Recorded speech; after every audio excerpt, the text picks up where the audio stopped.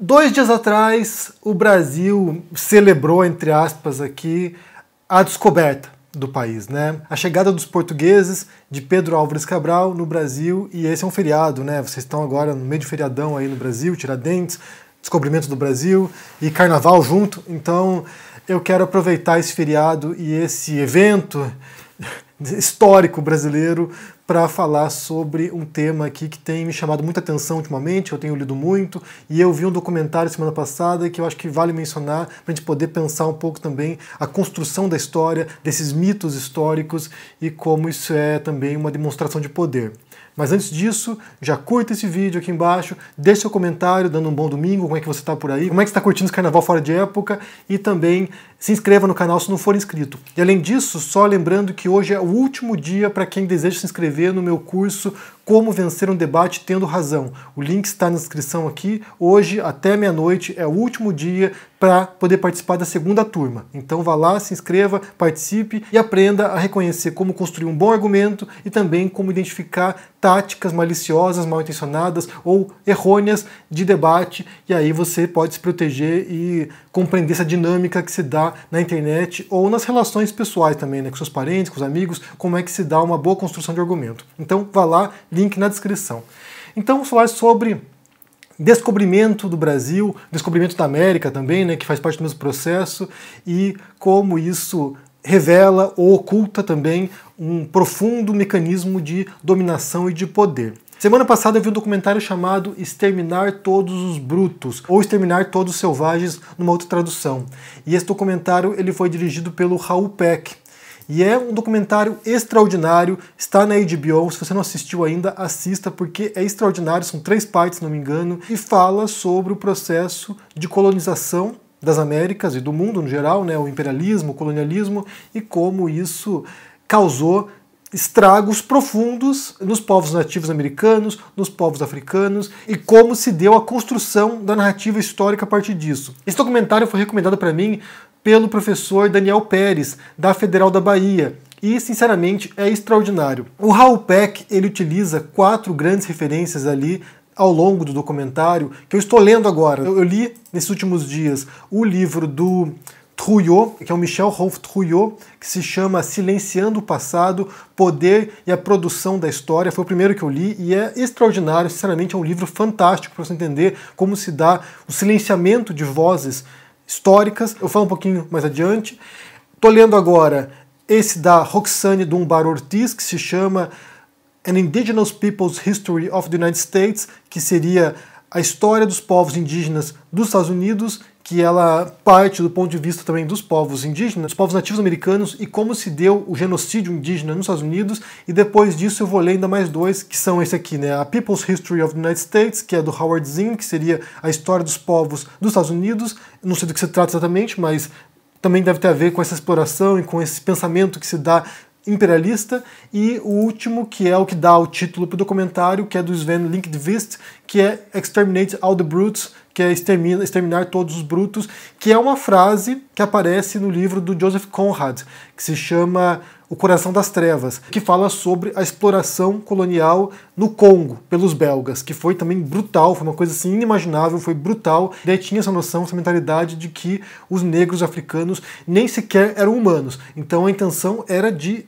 eliminar essas pessoas da face da terra porque elas não tinham nenhuma serventia a não ser como animais de carga. Então realmente é um período sombrio da história da humanidade e que vai nos trazer fatalmente a esse capitalismo industrial que é decorrente da acumulação de riquezas ao longo de séculos de exploração colonial dos países europeus. Então, vamos falar um pouquinho aqui sobre essa ideia de silenciar o passado, que é o que perpassa todo o documentário do Raoul Peck e que faz parte da obra, né, que é a ideia central da obra do Trouillot. Porque o que diz o Trouillot nesse livro aqui, Silenciando o Passado? Ele fala uma tese que pode parecer que não é muito inédita para muita gente, que a história é contada por quem detém o poder.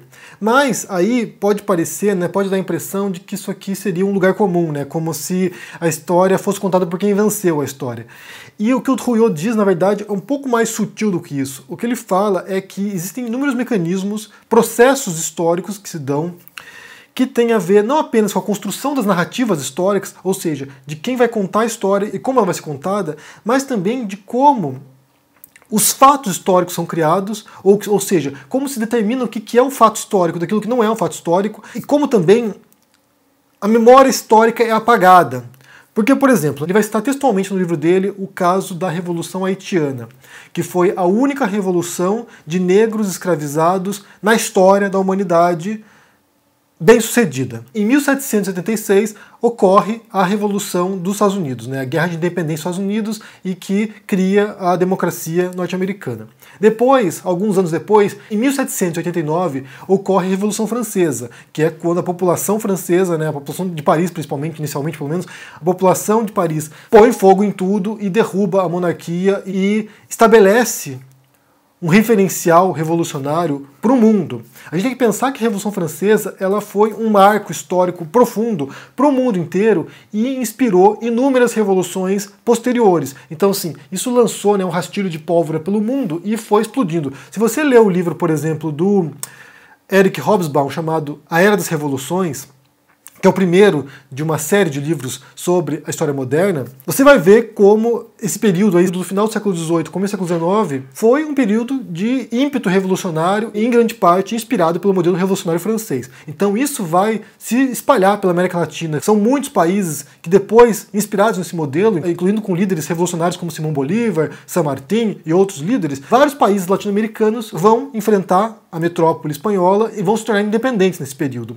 Só que tem um processo histórico em particular, uma revolução em particular, que segundo Trouillot foi simplesmente apagada da história, foi silenciada, que foi a Revolução Haitiana. Porque a Revolução Haitiana, como ele fala ali, né, como eu já mencionei, foi uma revolução não causada por uma elite cultural ou uma elite política ou militar do país, geralmente brancos, mas foi uma revolução que acontece em 1791, ou seja, pouquíssimos anos após a Revolução Francesa, e uma revolução que se deu de maneira espontânea entre os negros escravizados. E aí eles chegam ao poder, eles derrotam a França, que o Haiti era uma colônia francesa, eles derrotam a França, e essa derrota da França para os haitianos, de certo modo, frustra todo o empreendimento colonial dos franceses nas Américas. Ou seja, eles vão lá e é uma derrota, sabe, humilhante para os franceses, e os haitianos chegam ao poder, os haitianos negros chegam ao poder e criam uma sociedade que, naquele momento, naquele ponto da história da humanidade, era simplesmente inconcebível. E daí, segundo Trouillot, essa revolução haitiana foi simplesmente silenciada ao longo de muito tempo.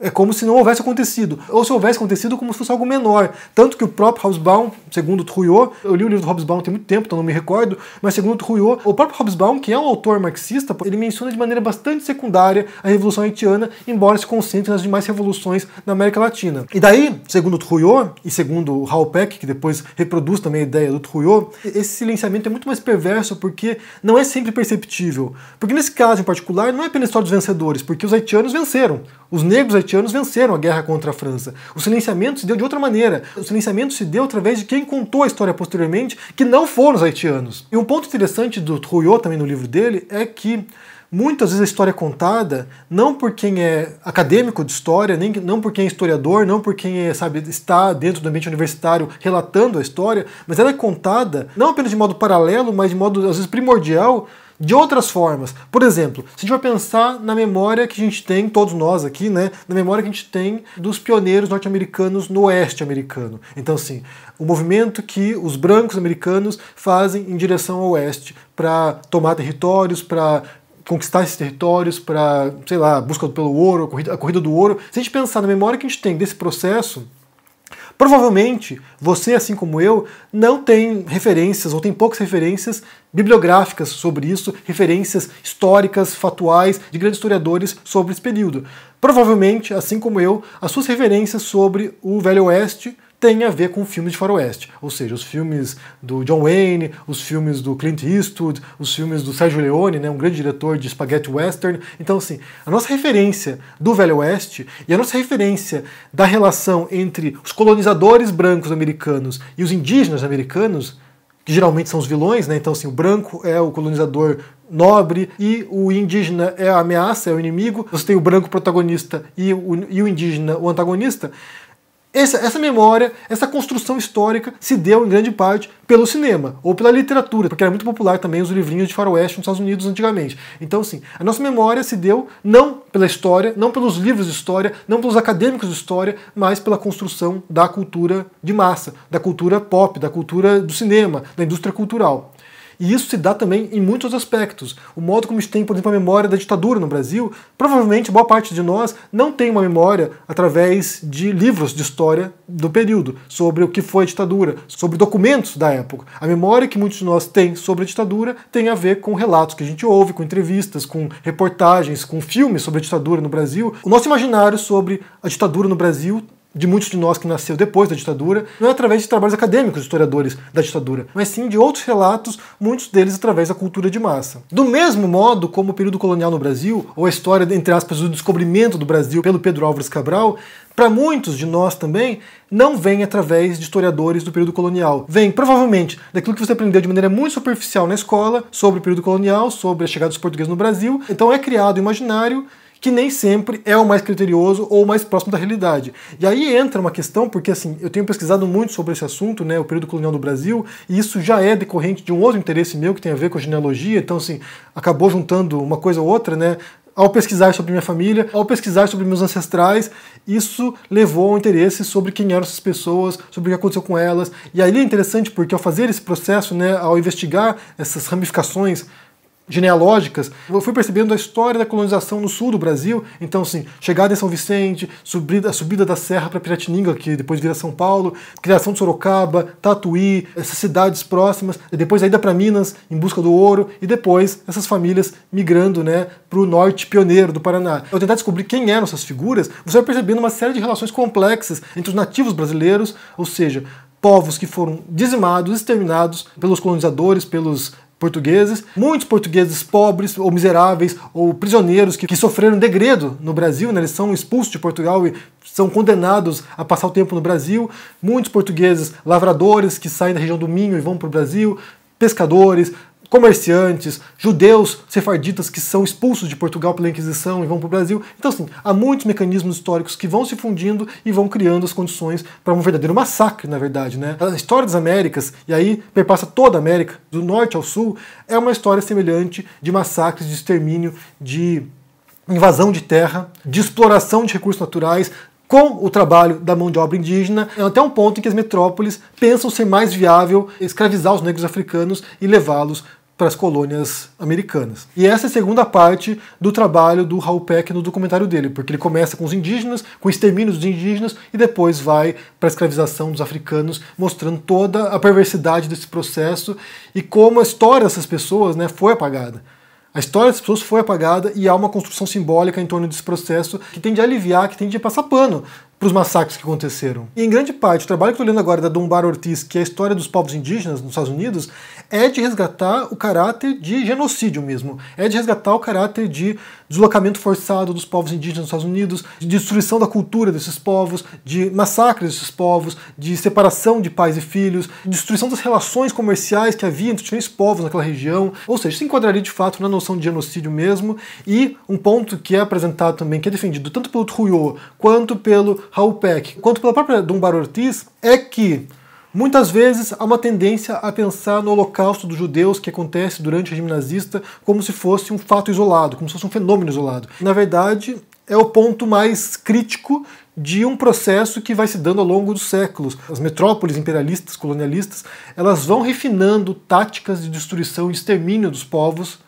os outros, né, os outros povos, e isso inclui não apenas americanos ou africanos, mas também os próprios irlandeses, né? Um caso mencionado é como a Inglaterra dominou o norte da Irlanda e também cometeu genocídio contra os irlandeses. Mas há um refinamento dessas táticas de extermínio de povos diferentes, de desumanização desses povos também, ou seja, de pensar os indígenas, ou os irlandeses, nesse caso, como mencionei, os indígenas, os africanos como sub-humanos ou como não humanos, e aí qualquer coisa feita contra eles é legitimado. A noção de superioridade branca, e desse período em diante que nasce o racismo como essa estrutura de dominação racial. Não havia nada parecido antes do processo colonial, então surgem essas estruturas racistas de dominação e de opressão de outros povos, de outras etnias, e isso vai levando como consequência ao racismo científico, que tenta justificar através de de uma pseudociência a superioridade de certas raças sobre as demais, até um ponto que vai levar ao tipo de extermínio industrial, em escala industrial, como se fosse uma fábrica do Holocausto, ou seja, com diferentes etapas, com eficácia, entre aspas, né, com uma noção fordista de produção industrial. E isso se dá, né, todo esse processo, todo esse mecanismo, ele se dá com esse primeiro encontro, né, com essa chegada dos europeus nas Américas. Saem da sua região, saem do seu continente, chegam num continente diferente, que eles não conheciam, e ali eles se sentem simplesmente capacitados e livres para todo tipo de barbárie inimaginável. Eu recomendo muito que vocês assistam a esse documentário chamado Exterminar Todos os Brutos, do Raoul Peck. É muito interessante, é bem pesado, assim, tem coisas bastante curiosas, sabe? Eventos históricos que foram apagados mesmo e foram resgatados ao longo das últimas décadas, então vale assistir. Quem encontrar, eu recomendo muito a leitura do livro do Trouillot chamado Silenciando o Passado. O primeiro capítulo é fenomenal, é uma bela peça de filosofia da história, então vale ler, porque a gente fala aqui da construção do nosso imaginário, acima de tudo, né? De quem nós somos, do que é a nossa cultura, do que são as nossas ideias, de onde elas brotaram, como elas se consolidam e como elas servem para reforçar ainda hoje preconceitos. A mensagem central do Trouillot não é apenas de que a gente olhe só o passado, olhe só como foi catastrófico, mas é como todos os dias hoje, todos os dias, de um modo ou de outro, toda a nossa sociedade está reforçando isso. Ela está perpetuando esse passado. É como se todo dia houvesse a confirmação de que esse passado foi válido, portanto, essas formas de opressão, essas formas de controle, essas formas de domínio, essas expressões de poder devem ser reforçadas e devem ser relegitimadas. É uma constante renovação das formas de poder. Então vale conferir. Quero saber o que vocês pensam sobre essa história toda aí e o silenciamento do passado, porque essa é uma questão importante. É uma escolha do que deve ser dito e lembrado e daquilo que não deve ser lembrado. Como você percebe isso? Deixa aqui embaixo no comentário, deixa o joinha, se inscreva aqui no canal, se torne um membro ou um apoiador para dar uma força e se cuide por aí. Um abração e até mais. Tchau! Participar de um debate é uma excelente oportunidade para a gente poder refinar o nosso pensamento e poder nos aproximar também da verdade. Mas o problema é que muita gente entra no debate tendo convicção de que tem razão e, com unhas e dentes, defende sua posição, muitas vezes se munindo de táticas desonestas para vencer um debate, desse modo contaminando essa troca intelectual. O fato é que não existe um debate legítimo quando o foco é apenas a disputa. Se você quiser aprender mais sobre como debater com ética e responsabilidade, e de maneira mais racional, eu te convido a se inscrever aqui no meu curso Como Vencer um Debate Tendo Razão. Basta clicar aqui no botão.